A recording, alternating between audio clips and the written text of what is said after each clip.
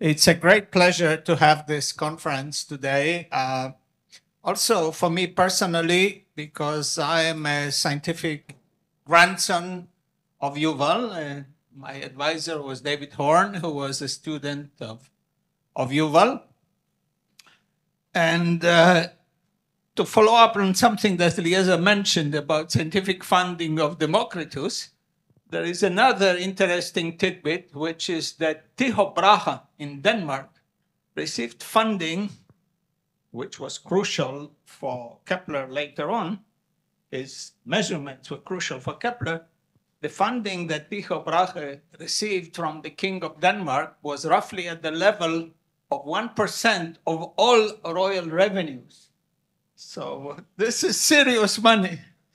We look forward to such funding. In any case, it's wonderful that we are able to start this conference by a lecture by Professor David Gross, a Nobel laureate, for his work on the strong interaction. And this is especially fitting since Yuval made some crucial initial steps in understanding the strong interaction. And then David, in his work, made it into fully fledged quantum field theory. So we are really delighted, David, and please come and give us your lecture. Thank you. Okay. As I remarked then, I've always admired Yuval enormously, and in the last decade or two of his life, I got to know him. He was, among the rest, of course, the founder of elementary particle physics in Israel and the teacher of many of my friends, but he also created the Jerusalem Winter School in theoretical physics, which I now am director of for the last 25 years. Steven Weinberg was the first director, and my student Edward Witten was the second director for a short time, and it has been going now for 43 years. Parenthetically, we hope that it will survive the current problems that the country and the world face. Yuval was a great friend of Jerusalem Winter School, and I remember, again, we had a kind of birthday. Yuval's had a lot of birthday parties. We had one for him. Was it 80 years old also? Eliezer, do you remember? One before the academy. I don't remember what, like 60, 70. Anyway, he seemed to have a lot of birthdays. I presume there'll be one for 120. In any case, he certainly deserved it. He was an amazing guy. He, as a physicist, of course, but also as a leader, as you all know. Our politics didn't always agree, but anytime one had a conversation with Yuval about anything, it was fascinating because he knew everything, of course, and he would tell you in great detail, and you learned a lot. So it was a lot of fun. It really is sad that he died so young. Okay, so I decided my talk to give a very broad survey of elementary particle physics, past, present, and future. I think he would have enjoyed it. And as elementary particle physics is really devoted to the question of what is matter and what are the forces acting on matter, how does it all work? Of course, it has evolved, as we will see, over the years, and it did start to some extent with Democritus, with the idea that I think the most important idea was that it's really important to ask the question, what is matter?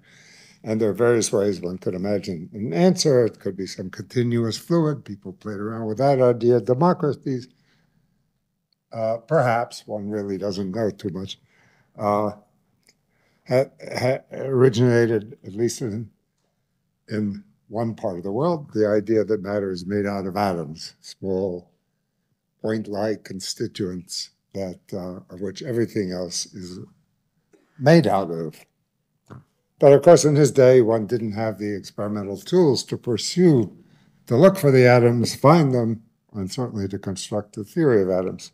I think the first main scientific demonstration that matter might be made out of point-like constituents, atoms, was made by chemist Mendeleev, the periodic table, the understanding that ordinary stuff is composed of chemicals, which are arranged in some kind of order.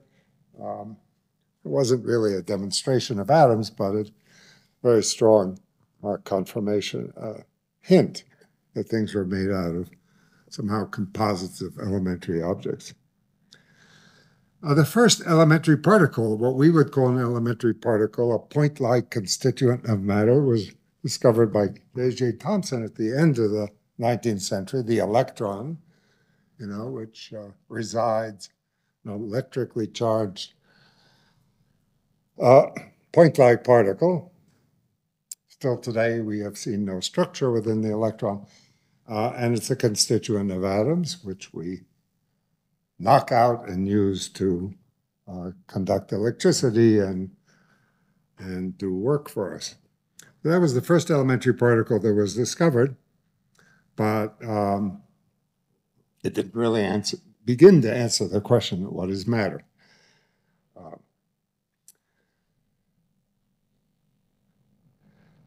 The real change, and in my opinion, the creation of elementary particle physics happened with Rutherford's discovery of the nucleus, 1911.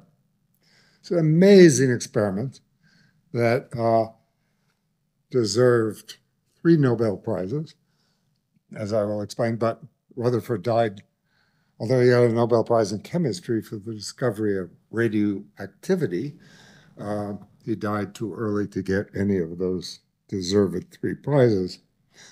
What Rutherford did was use alpha particles, which we now know are the nuclei of helium, as probes of the atom of matter.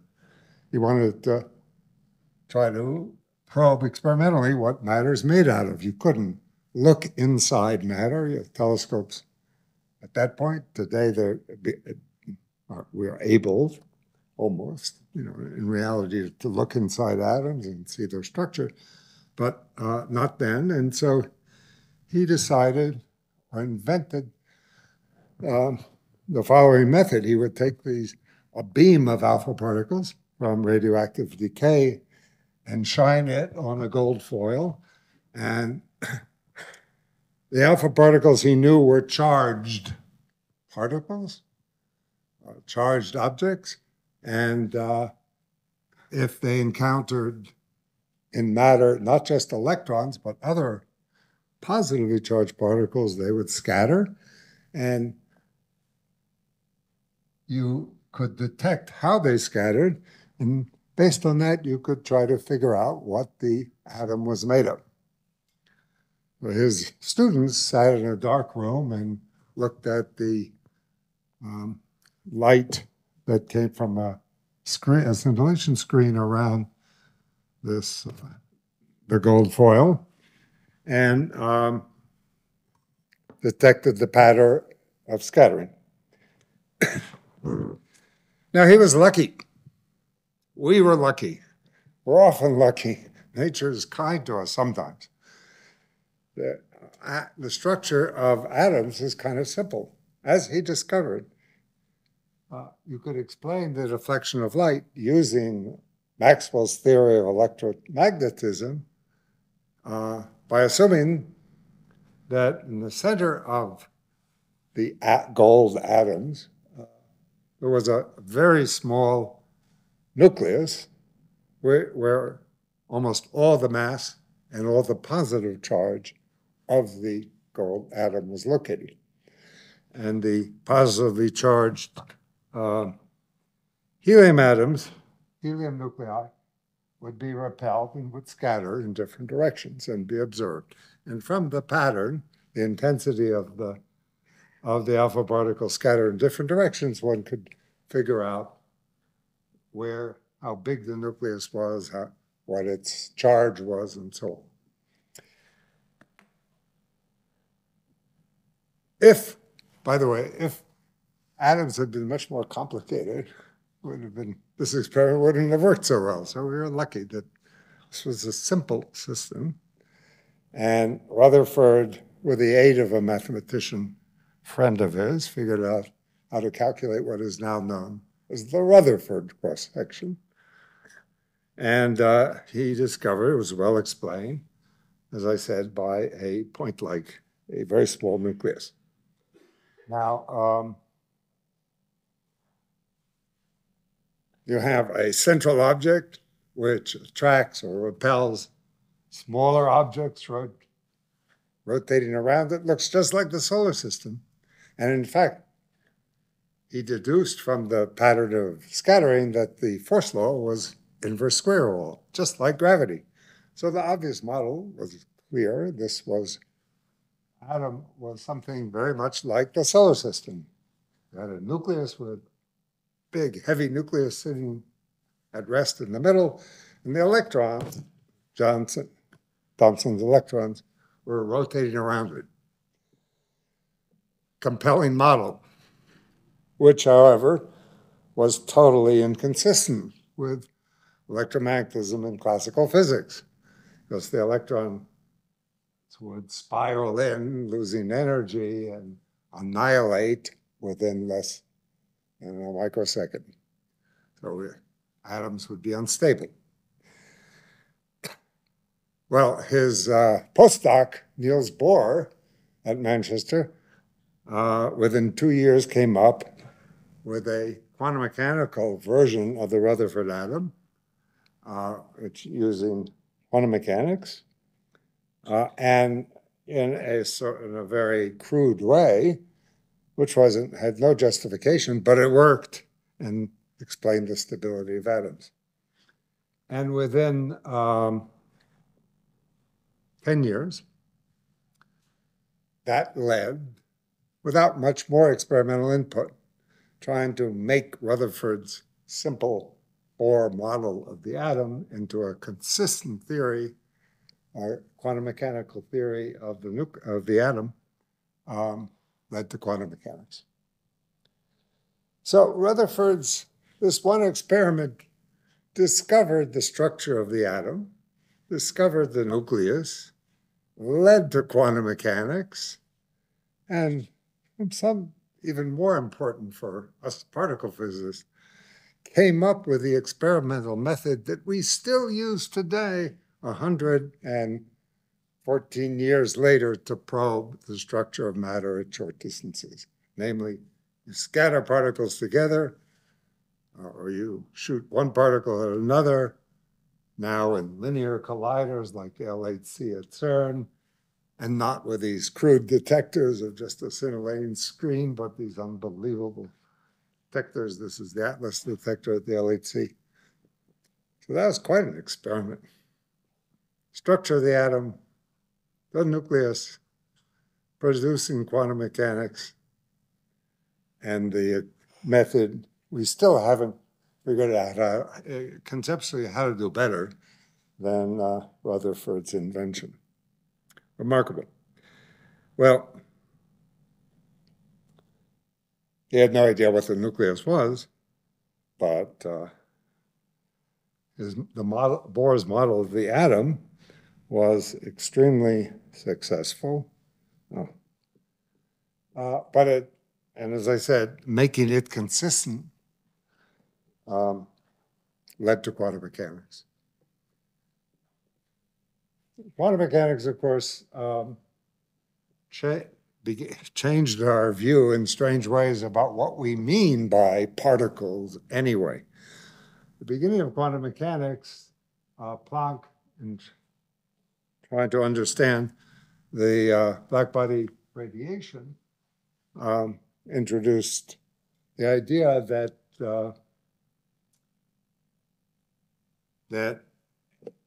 energy of particles or light was quantized, came in discrete units and not continuous. Einstein really fleshed that out, arguing that light, the continuous waves of Maxwell, in our understanding of the electromagnetic field, are really should be thought of, in certain regimes at least, as quanta of matter, quanta of energy,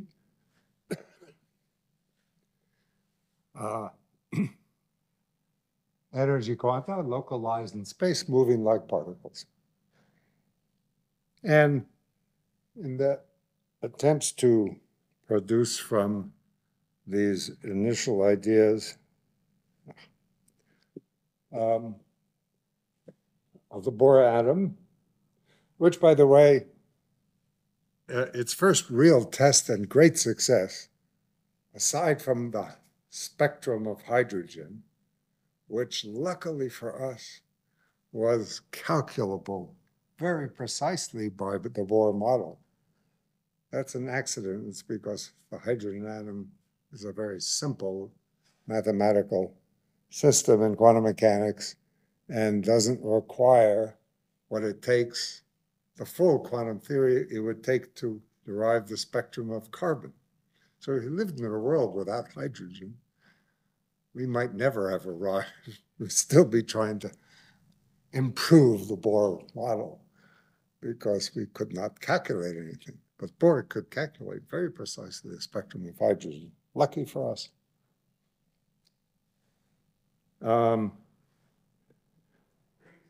even before quantum mechanics was fully developed, de Broglie argued that particles, ordinary matter, electrons were not just, can't take them just as particles, but as waves. They had wave-like properties in certain regimes. And electrons can interfere like waves. And that was observed. And spin was discovered.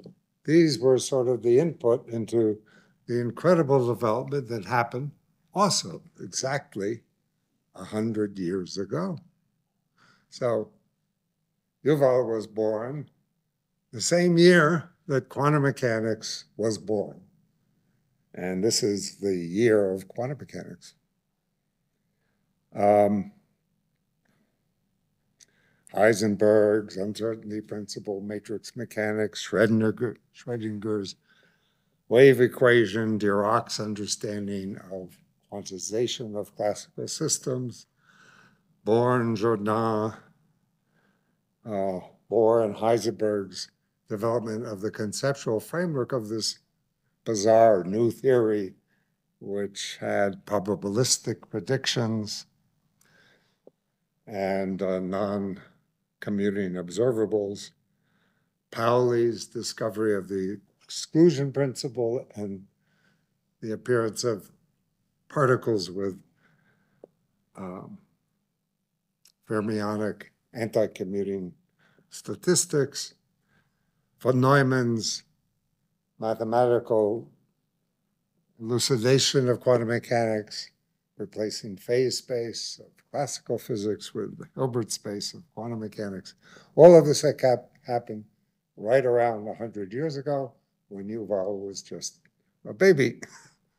It's amazing how much, 100 years, human history is a pretty short time, how much has happened since then, based on this profound development.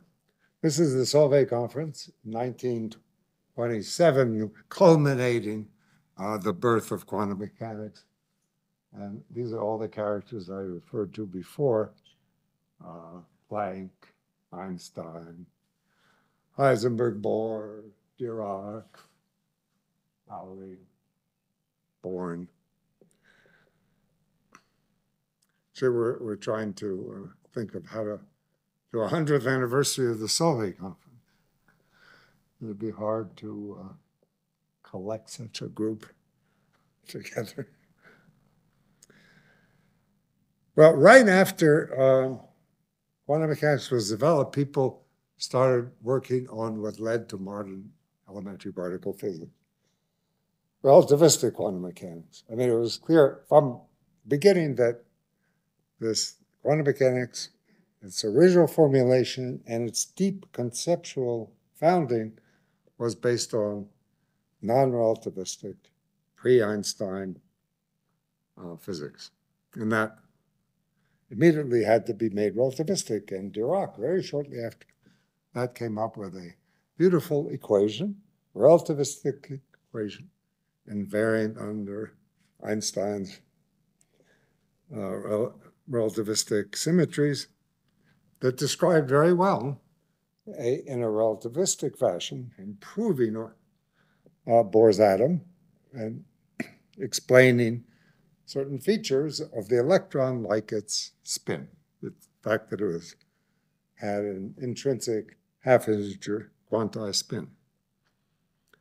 But product of that was the understanding, after much confusion, that a relativistic quantum mechanical theory was necessarily had for every particle, there must exist an antiparticle with opposite charges and equal masses. And those antiparticles could be produced together with particles and must be. So that the enormous difficulty arose that if one wanted to understand relativistic particles, matter, one had to consider that as a many-body problem. You couldn't just deal with one particle moving, two particles. If you had enough energy, relativity, you can produce any number. You can produce any number of particles, and certainly a particle and antiparticle can be produced, and together they have no net quantum numbers, no conserved quantities. So Dirac, Heisenberg, Pauli, Weisskopf, Jordan, and all the smart young physicists immediately tried to construct a relativistic theory of the one theory of charged matter that one had, electrodynamics. I don't think anybody originally tried to construct a quantum theory of Einstein's theory, and we're still doing that. But electrodynamics was obvious. The structure of the atom was based on electric forces. There was also a what we would call today a phenomenological effective field theory of the weak nuclear force, describing beta decay in the 1932 already by Fermi. But that was even then understood to be a kind of approximate theory, a model. But electrodynamics of Maxwell was a fundamental feature of the world, and needed to be quantized.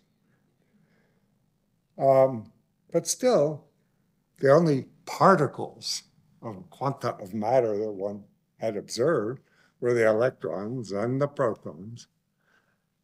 And finally, in the 30s, the neutron, the other nucleon inside atomic nuclei, and the anti-electron that Dirac had predicted after some confusion.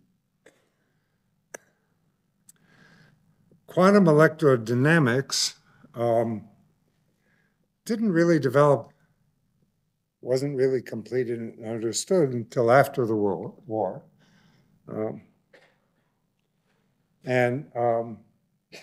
Partly because Dirac's description of the electron and the atom worked so well. And there were enormous conceptual and technical problems in describing quantum electrodynamics, which were resolved after the war in response to experiments that did more precise measurements on atomic levels and discovered discrepancy with Fermi, with the Dirac theory. one realized that the ultraviolet infinities, divergences that plagued the description of point-like theories of point-like particles, even classical electrodynamics, can be dealt with by taking into account the fact that one needs to rephrase the predictions of the theory in terms of the parameters, the measurable parameters that characterize it, renormalization theory. And that led, by the early 1950s, to a consistent and systematic way of calculating quantum corrections to electrodynamics with enormous success. We're all very proud, and we always boast as quantum field theorists about the prediction using methods developed by Feynman and Schwinger and Tominaga and Dyson to calculate the corrections to the magnetic moment of the electron, which can be both calculated and measured to 1 part in 10 to the 12. Amazing. And now,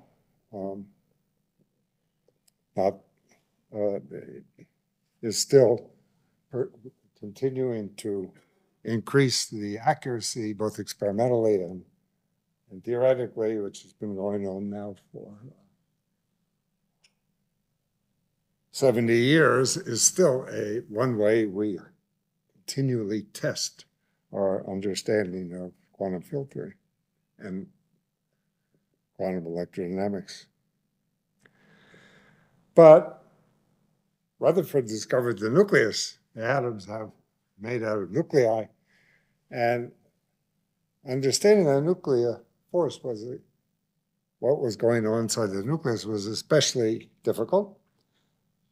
For experimental reasons, you needed actually enormous Rutherford-like collisions to probe inside the nucleus, and theoretically, because it's not so obvious in the case of the nucleus which particles are the protons elementary. What are the elementary particles? And what principle determines their dynamics? It was clear that from the beginning that the nuclear force, what was going on inside the nucleus, involved energies and forces that were much stronger than electromagnetism. So it wasn't electromagnetism. You need some other nuclear force. In the case of electromagnetism, Maxwell, Faraday, in the 19th century, figured out the laws of electromagnetism. And even if you could try to write down some kind of force law or generalize Maxwell's field theory to include other kinds of fields and other kinds of forces, physicists aren't very good at calculating when the interactions, the deviations from a trivial theory or a free theory are big. They like to do easy problems and then add perturbations, slight corrections, or term by term, but you know. Dyson was the youngest person of these people who really applied the quantum field theory to classical electrodynamics. And he was convinced, okay, now I can do it for the nuclear force. Yeah. Instead of just having electron fields and electromagnetic fields and they interact, we'll have proton fields and neutron fields and pion fields. The pion was a kind of mediator, perhaps, of the strong nuclear forces. Yukawa had hypothesized, and then a pion-like particle, quanta wave, was discovered. And he tried for 3 years and gave up. Too hard. And, you know, physicists, when they, like Dyson, they try very hard for 3 years to do a tough problem. and they can't solve it, they say, okay, not that I can't solve it. Currently, they say it won't the correct theory will take 100 years, so I'll go off and do something else.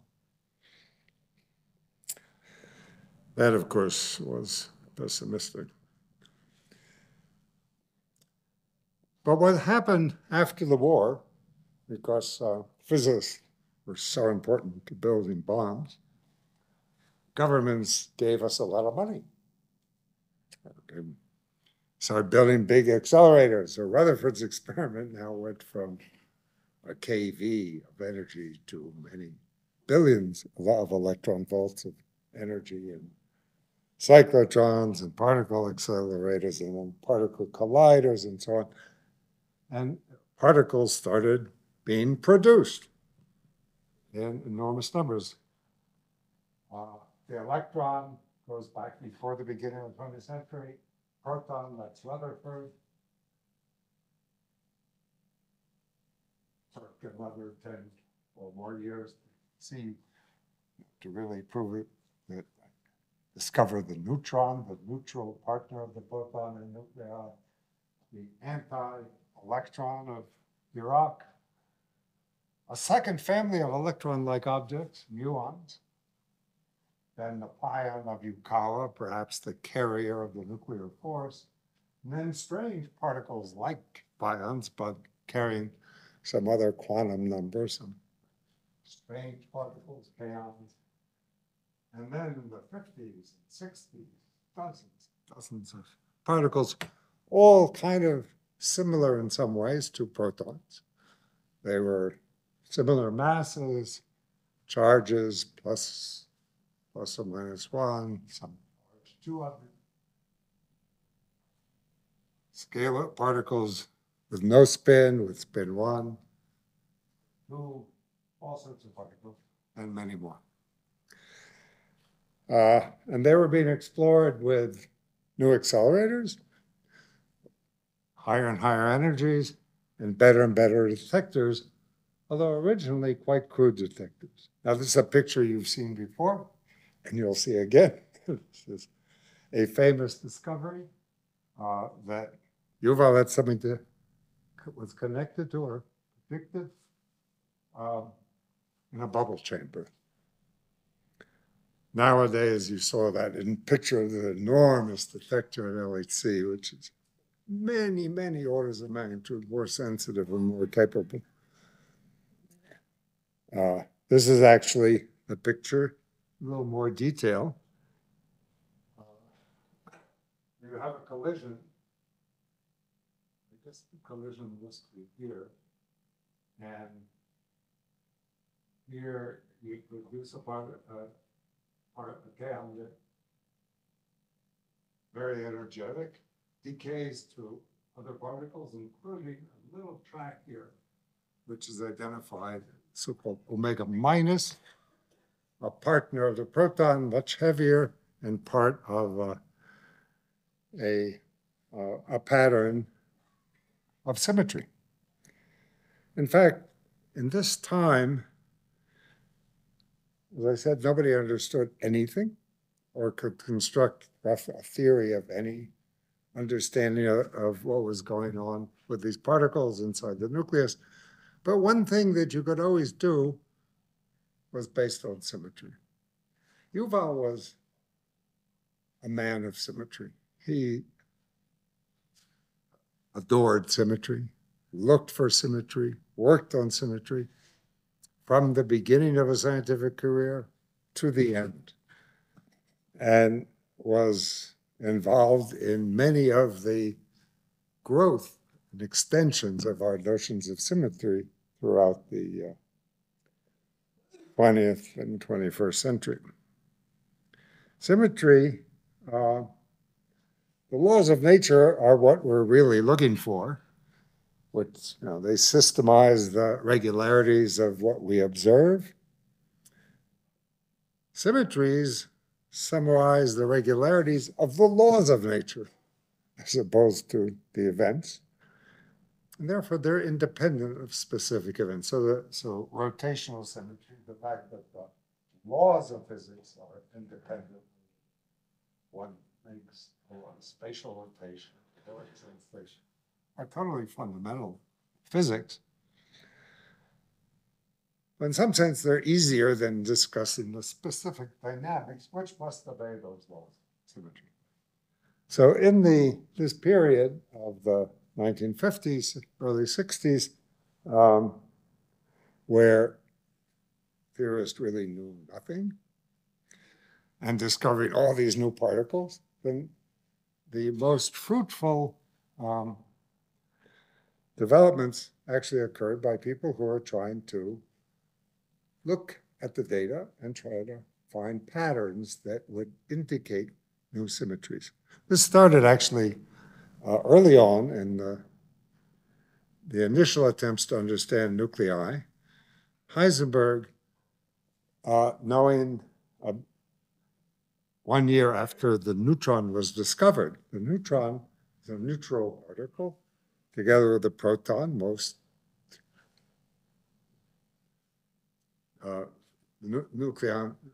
nuclei can be thought of as bound states of neutrons and protons. Today we would say quarks, but neutrons and protons. Proton was positively charged. The neutron was neutral, but they had almost the same mass. Neutron is slightly heavier, luckily. But two things have the same mass. Well, maybe they're different reflections of one kind of object. You could rotate one into another. And so Heisenberg said, well, maybe there's a symmetry of nature, which we call isotopic spin symmetry. The group mathematically is called SU2, which rotates, if you want, not in ordinary space, but in some internal space of labels, you can rotate a proton into a neutron.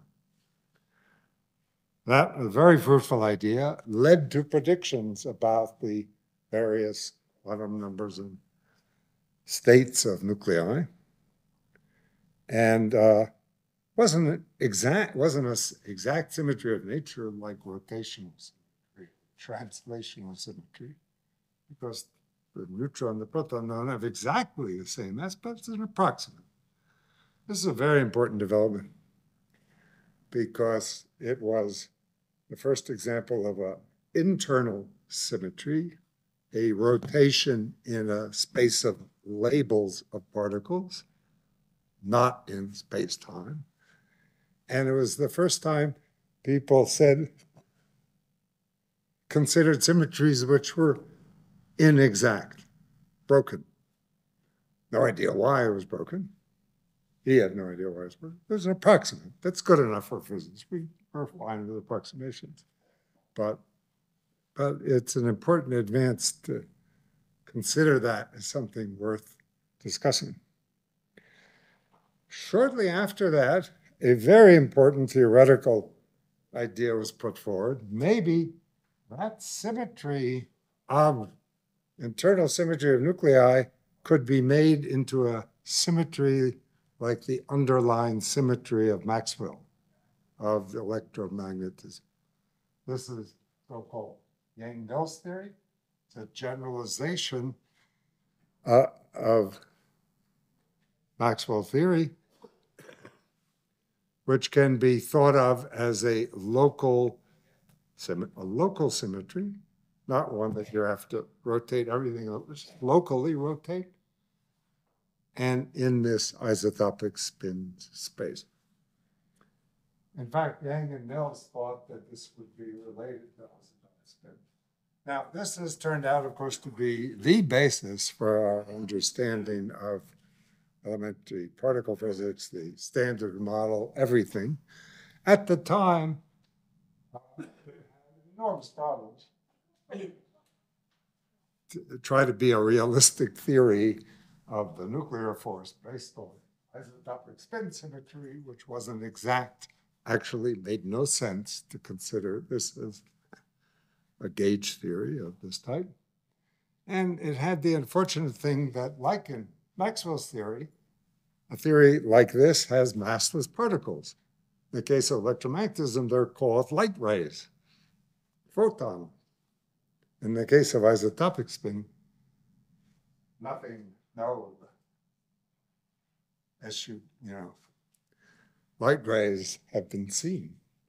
So, but this had enormous impact, which eventually, 10 years later, or more, materialized.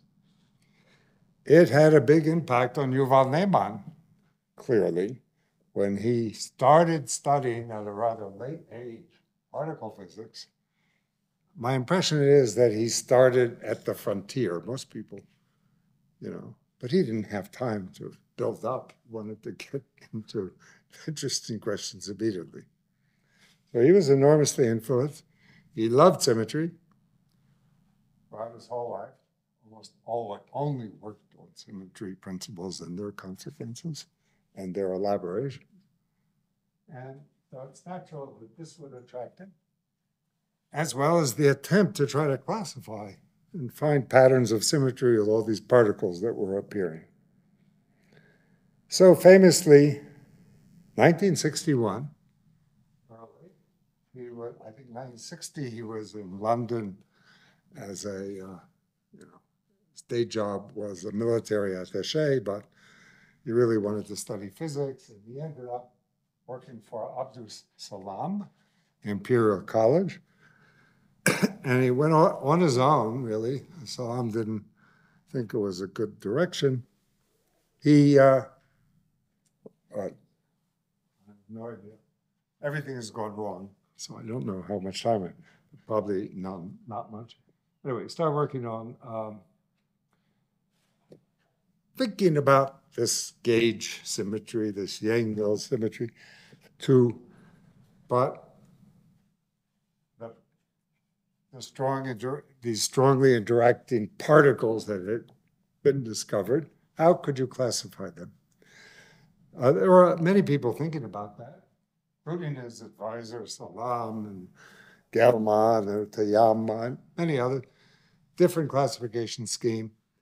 What's interesting about Ne'eman's paper is derivation of strong interactions from a gauge invariance. Okay, well, that's kind of wrong. Everything here is wrong, except the representation he came up with. He didn't really discuss the dynamics, and it's inconsistent to try to base a gauge theory on an approximate symmetry. Didn't work, but what he really was trying to do was put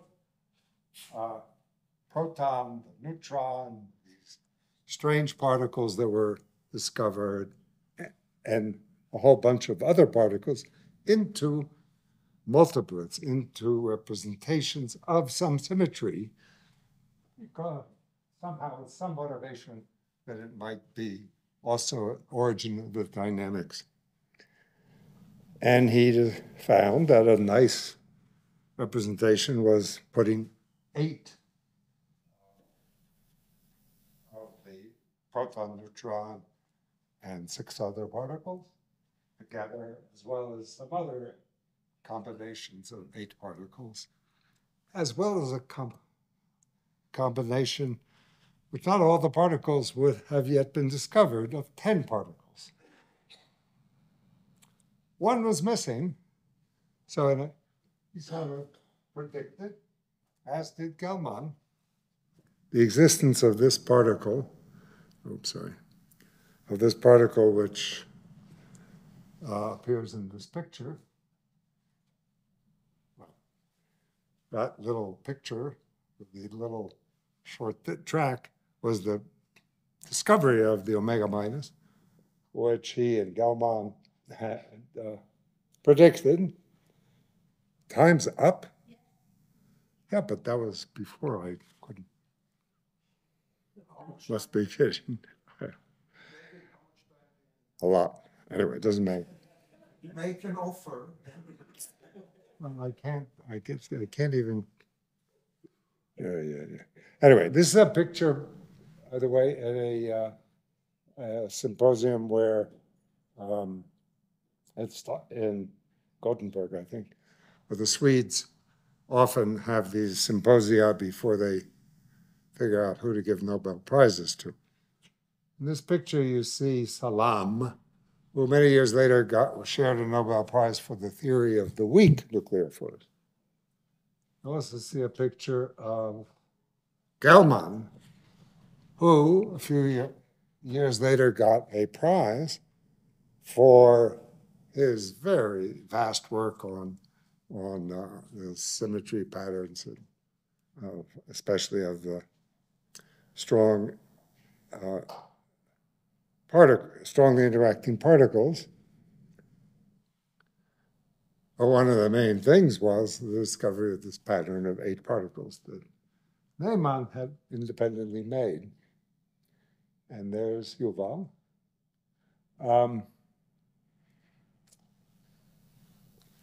And they were trying to figure out who deserves the Nobel Prize, who doesn't. A lot of stories about that. In the end, the prize went solely to Murray Gell-Mann, who was their, a competitor, but also a colleague and a close collaborator in the following years with Yuval. Okay.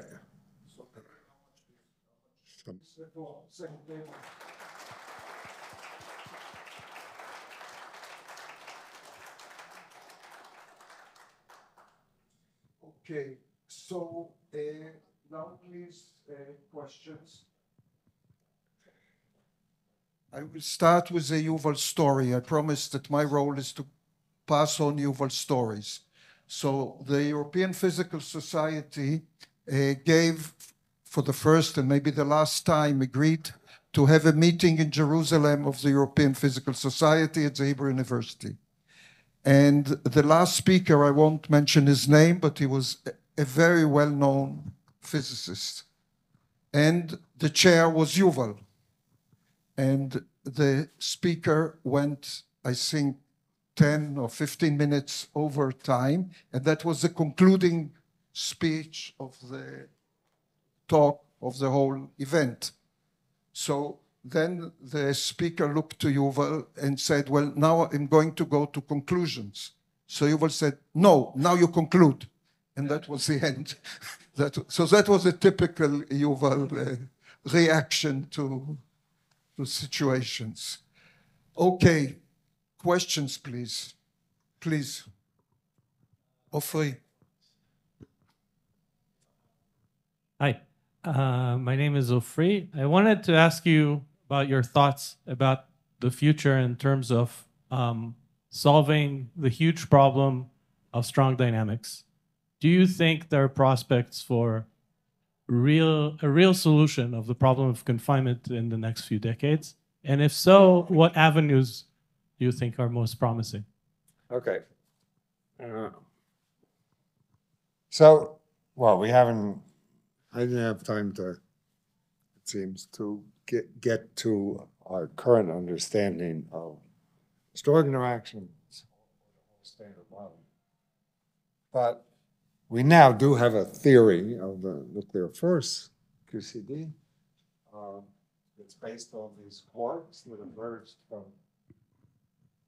this approach. And a very strange force that is similar in some sense to the SU2 electromagnetism, but it's now based on SU3. And it, as Ofri says, has the property, we believe, not only believe, we have enormous evidence, that confines quarks inside the proton. The proton is made out of 3 quarks, which are held together by this strange force that doesn't decrease as you pull. The microphone barely works. As you pull the quarks apart. Now, that idea of confinement has been around now for over 50 years. Beginning, it was preposterous. But we now kind of know it's true, at least as physicists. We know it's true because nobody's ever produced a quark. We know it's true because if we take the theory and solve it the way physicists solve it, calculate the properties of quarks using, it's called lattice gauge theory, putting the theory on a lattice, so we have a finite number of degrees of freedom. In principle, you can then calculate and take a limit, a continuum limit, where the lattice spacing becomes finer and finer. If you have good control over that, you can control the errors in that kind of calculation. And we're now in a position where this has taken 40 years. This is the evidence why physicists know that the problem is solved. After 40 years, an increase in computing power and theoretical ingenuity by a factor of, together, both factors, Moore's law, theorist, factor of 10 to the 18 for over 40 years. We now can calculate the masses of all the particles we observe, with a precision approaching 0.1% in some cases and 1% in all other cases. So we know that the theory explains the spectrum of quark states. And so it's numerical proof for physics. There is $1 million Clay mathematical prize awaiting somebody who proves conformity. That might take a few hundred years. It's a tough mathematical problem. But what you, I think, are really asking is our crude understanding. Numerical understanding is not what physicists really, it's not the only thing physicists want. We'd also like to have some kind of approximate analytic control over the nuclear force that would allow us to actually make new predictions and to be able to calculate or understand other phenomena than just the mass spectrum. The LHC does thousands of experiments on nuclear fusion, 99.99. Is the background for new discoveries, but in lieu of new discoveries, there are enormous amounts of data of what happens when protons scatter. Fascinating physics, actually. We have some parts of it are understood with enormous precision. Some other parts, like how do quarks come together to form the proton, are not understood in such great precision. And then there are fascinating questions like what happens if you take nuclear matter, nuclei, and compress it, like in the center of neutron stars, or heat it up, which we can do by creating fireballs of nuclear matter and by colliding heavy atoms together. So they're wonderful questions that require a truly analytic. Now, there are many ideas, but this too might take 100 years. The history of physics goes that way. We still don't understand this. We're going to hear about turbulence. Turbulence in the behavior of classical fluid dynamics has been around for 200 years. There are deep problems, which are not yet understood. There's another $1 million waiting for proving some properties in Navier-Stokes equation. Case of particle physics, though, it's really fascinating, might be even relevant for understanding neutron stars. And it's just wonderful physics. How long it will take? I don't know. But probably it'll be, gradual, more and more. Some of the ideas that have been around for a long time are becoming sharper, and there's a whole other connection with string theory. All of these are promising. Okay, David, again, let's thank David very much. You can ask him questions.